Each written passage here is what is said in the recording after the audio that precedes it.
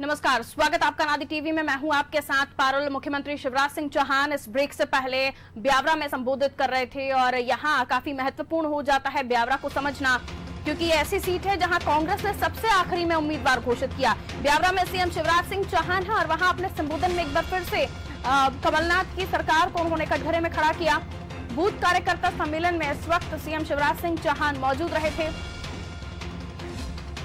और उन्होंने यहां कार्यकर्ताओं से चर्चा की है। ब्यावरा में सीएम शिवराज सिंह चौहान मौजूद कार्यकर्ताओं से चर्चा कर रहे थे। किस तरह से इस सीट को विजय किया जाए, किस तरह से इस सीट को फतेह किया जाए, इस पर खासतौर पर शिवराज सिंह चौहान साहब का फोकस रहा।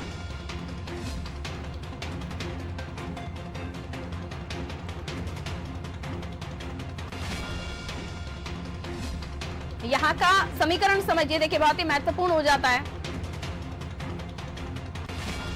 मुख्यमंत्री शिवराज सिंह चौहान ने यहाँ जब अपना संबोधन दिया तो उसमें उन्होंने कहा कि नारियल लेके ना चलूं हाथ में तो क्या शराब लेके चलूं। कमलनाथ ने विकास के नाम पर एक पत्थर तक नहीं लगवाया, ये उनके तंज थे जो वो कर रहे थे। कमलनाथ ने विकास का एक पत्थर नहीं लगाया। कमलनाथ ने सभी योजनाएं भारतीय जनता पार्टी की रोक दी थी। कल भी उन्होंने यही बात कही, आज भी यही बात दोहराते हुए नजर आए। कमलनाथ ने पूरे मध्य प्रदेश में अंधेरा कर दिया, ये भी उन्होंने कहा। आपको याद होगा कांग्रेस की सरकार आने के बाद कई बार बिजली गुल की समस्याएं आती थी, कटाक्ष उसी पर था। हमने सरकार नहीं गिराई, भगवान ने गिराई है, ऊपर वाले ने गिराई है, ये कहा है मुख्यमंत्री शिवराज सिंह चौहान ने। उन्होंने कहा कि भगवान ने ये सरकार गिराई है, उसके बाद भी ये सरकार में आना चाहते हैं। कांग्रेस के लिए कोरोना प्राथमिकता नहीं थी। कल भी उन्होंने जिक्र किया था कि इंदौर में आईफा की मीटिंग की, लेकिन कोरोना को लेकर मीटिंग नहीं थी, जबकि इंदौर में ज्यादा हालत खराब थी। देखिए, कांग्रेस के लिए आईफा प्राथमिकता थी। ये शिवराज सिंह चौहान ने अपने संबोधन में बड़ी बातें कही हैं। कमलनाथ किसानों का पैसा खा गए, ये आरोप भी यहां से उन्होंने लगाया है। कल भी उन्होंने कहा था जो फसल बीमा की प्रीमियम राशि थी वो कमलनाथ ने नहीं भरी, जो अब बीजेपी की शिवराज सरकार पैसा चुका रही है। कल गिनाया था उन्होंने 1800 करोड़ रुपए प्रीमियम की राशि उन्होंने दी है। मैंने सभी किसानों के खाते में पैसे डाल दिए, ये कहा है मुख्यमंत्री शिवराज सिंह चौहान ने। कल उन्होंने जिक्र ये भी किया था, उन्होंने ये भी कहा है कि मैंने फसलों की पहली किश्त दे दी। आज जब ब्यावरा में वो कह रहे हैं, संबोधित कर रहे हैं, दूसरी किश्त अभी आनी शुरू हो जाएगी। ये उन्होंने कहा पहली किश्त मैं दे चुका हूं, दूसरी किश्त आनी शुरू हो जाएगी फसल बीमा की। सोयाबीन की फसल पर मुआवजा मिलेगा, ये कहा है मुख्यमंत्री शिवराज सिंह चौहान ने। कई लोगों की फसलें तबाह हुई हैं। कोरोना काल में लोगों की मदद की है, गरीब लोगों को निःशुल्क राशन दिया है। 10 क्विंटल राशन गरीबों को कोरोना काल में दिया गया। गरीब की थाली को कभी खाली नहीं रखा।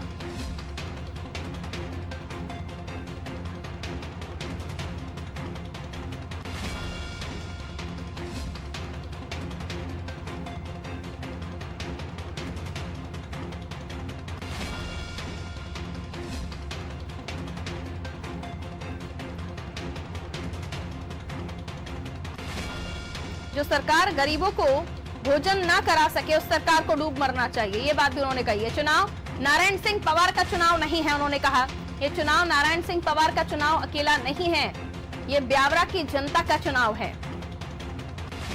नारायण सिंह पवार कैंडिडेट है भारतीय जनता पार्टी के, जिनको लेकर सीएम हाउस के बाहर विरोध भी हुआ था। कहा यह गया था कि इस बार नारायण सिंह पवार को टिकट नहीं दिया जाए, लेकिन विरोध के बाद भी टिकट नारायण सिंह पवार को ही मिला। उन्होंने कहा यह ब्यावरा की जनता का चुनाव है, सभी जानते हैं, सभी जनता यहाँ की उम्मीदवार है। उन्होंने कहा मैं काम करता हूं तो कांग्रेस को तकलीफ होती है। कांग्रेस कहती है मैं नारियल लेके चलता हूं। उन्होंने कहा नारियल लेके ना चलूं तो भला क्या शराब लेकर हाथ में चलूं।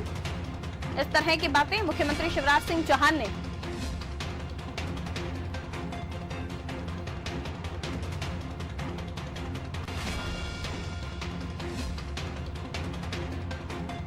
ब्यावरा में मंच से कही हैं। बीजेपी कार्यकर्ता सम्मेलन में यहां मुख्यमंत्री शिवराज सिंह चौहान शामिल हुए थे। और चलिए उम्मीदवार यहाँ कौन कौन आमने सामने है, थोड़ा सा इस सीट का समीकरण समझिए, क्योंकि दोनों ही दमखम के साथ इस चुनावी मैदान में अपनी ताकत झोंक रही हैं। और ब्यावरा जो सबसे आखिरी में कैंडिडेट घोषित हुआ है कांग्रेस की तरफ से, बीजेपी ने एक साथ सारे के सारे 28 उम्मीदवारों की सूची जारी की थी, लेकिन कांग्रेस ने अलग अलग सूचियां जारी की हैं। तो चलिए उन चेहरों को जान लीजिए जो चुनावी रण में योद्धाओं के तौर पर काम करेंगे। नारायण सिंह पवार और रामचंद्र दांगी 2013 का इतिहास दोहरा रहे हैं। ये दोनों चुनावी मैदान में थे। राजगढ़ जिले में ब्यावरा सीट आती है, आप सभी जानते हैं। ब्यावरा सीट कांग्रेस विधायक गोवर्धन दांगी के निधन के बाद खाली हुई है।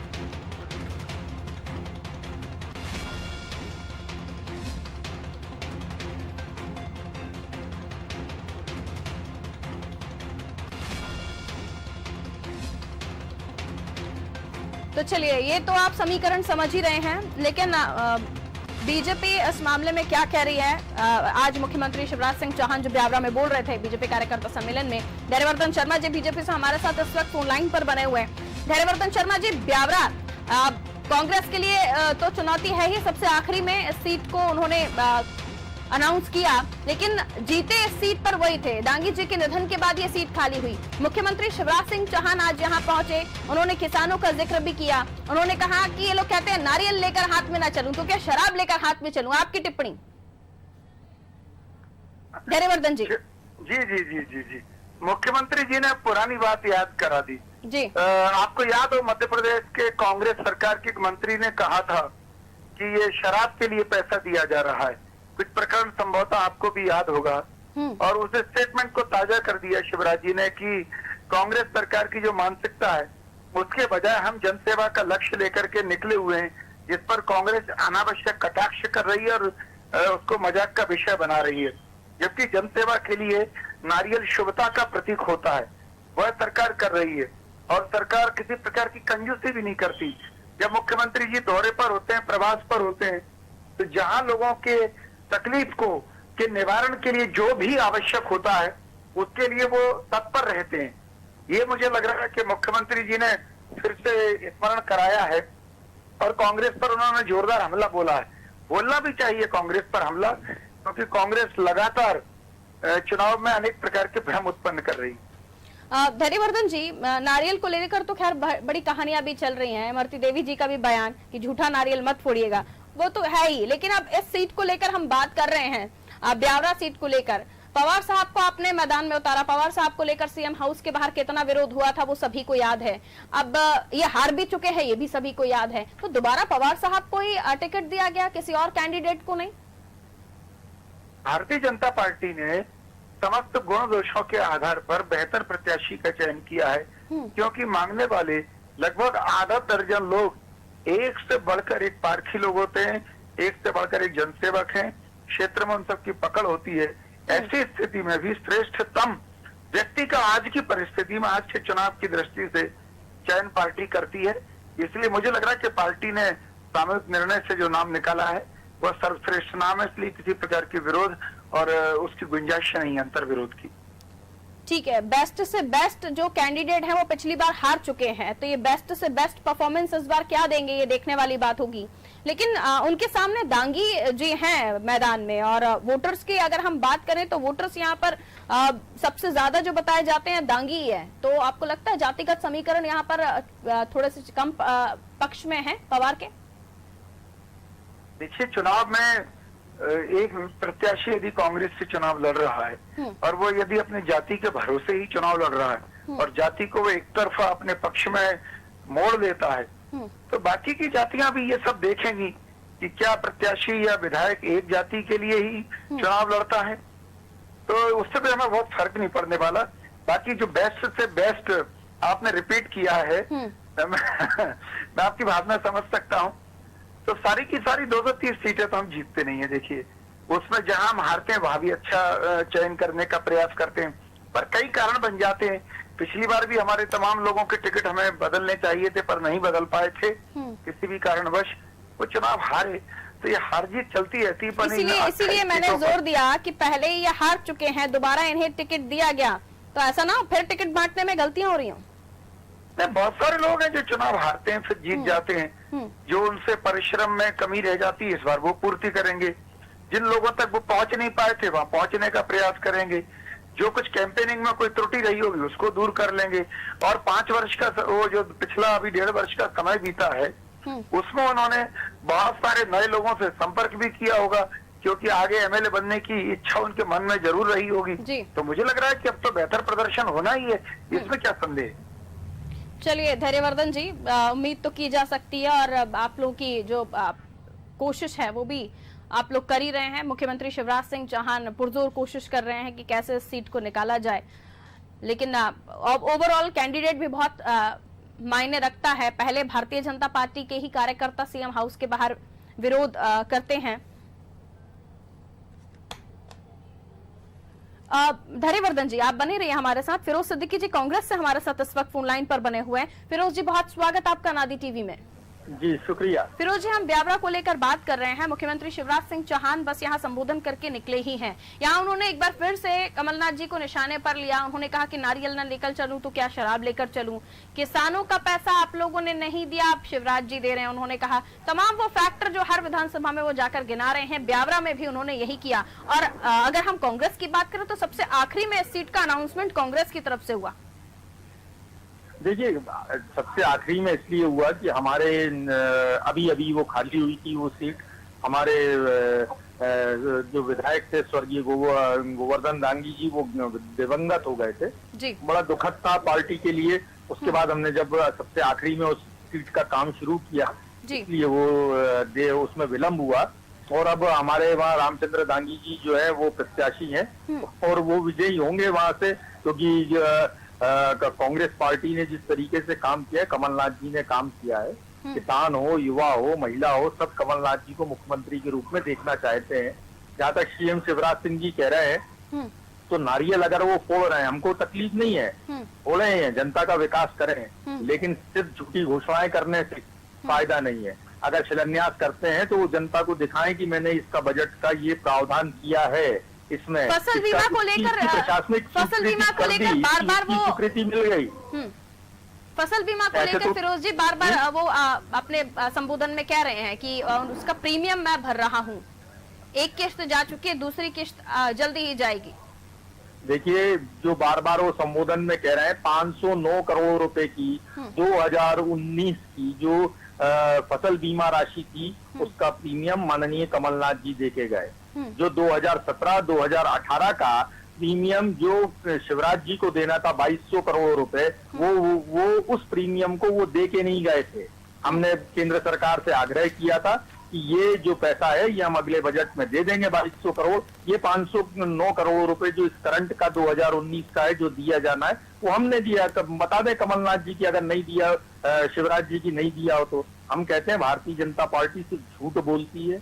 तथ्यों के साथ सामने आए और तथ्यों के साथ बताएं वो जनता को कि क्या 509 करोड़ रुपए जो अभी 4610 करोड़ रुपए जो बट रहा है फसल बीमा का पैसा, क्या वो कमलनाथ जी ने नहीं दिया? क्या एक जो सवाल फिरोज जी बार बार उठ रहा है कि एक बार दौरा करने के बाद दोबारा उन्हीं सीटों पर पहुंच रही है भारतीय जनता पार्टी। पुरजोर कोशिश है उनकी कि सीटों को, ग्वालियर चंबल की खासतौर पर 16 सीटों को तो निकाला ही जाए। हालांकि प्रयास सभी जगह है उनके, लेकिन उतने प्रयास क्या आज कोई दौरा है भारतीय कांग्रेस के बड़े नेता का कहीं पर? देखिए ऐसा है कि हमने हमारी अपनी रणनीति है चुनाव लड़ने की। भारतीय जनता पार्टी की अपनी रणनीति है। पहले तो उनकी सरकार घूम रही थी जगह जगह, भारतीय जनता पार्टी नहीं घूम रही थी, उनकी सरकार घूम रही थी।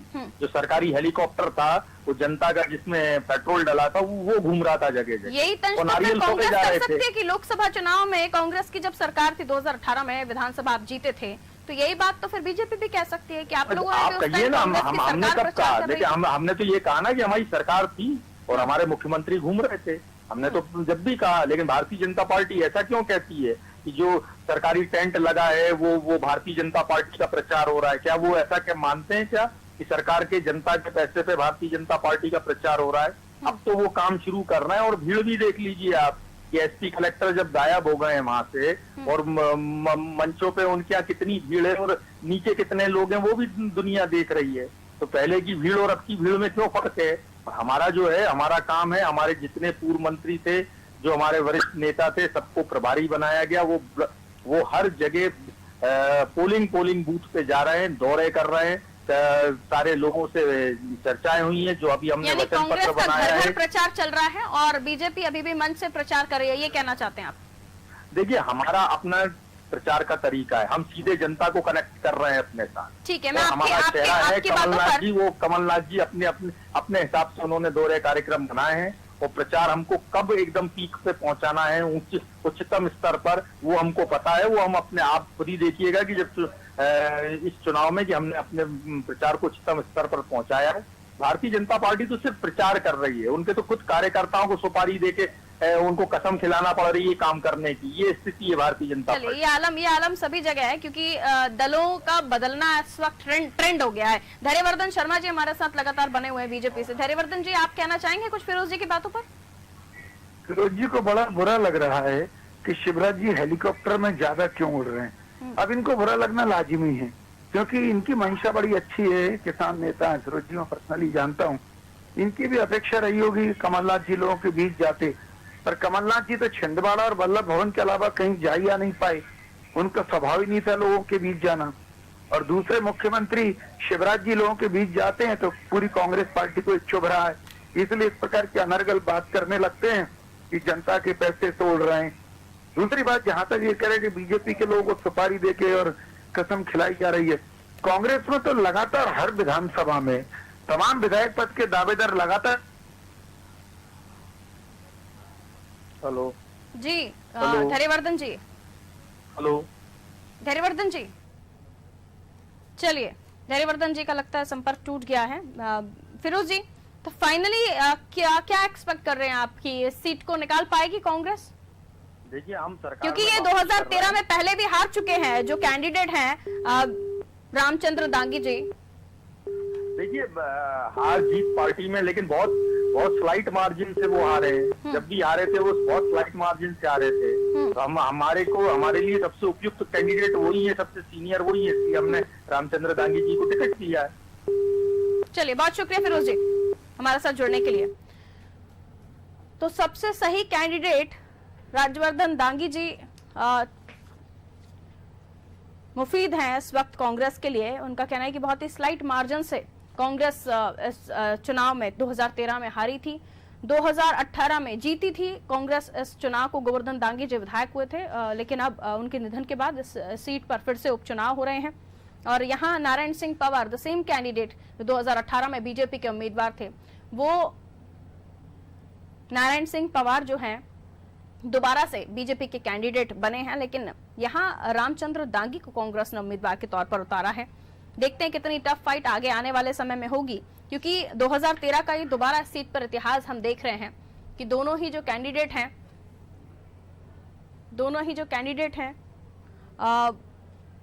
ये 2013 में भी थे और अभी भी रिपीट हुए हैं।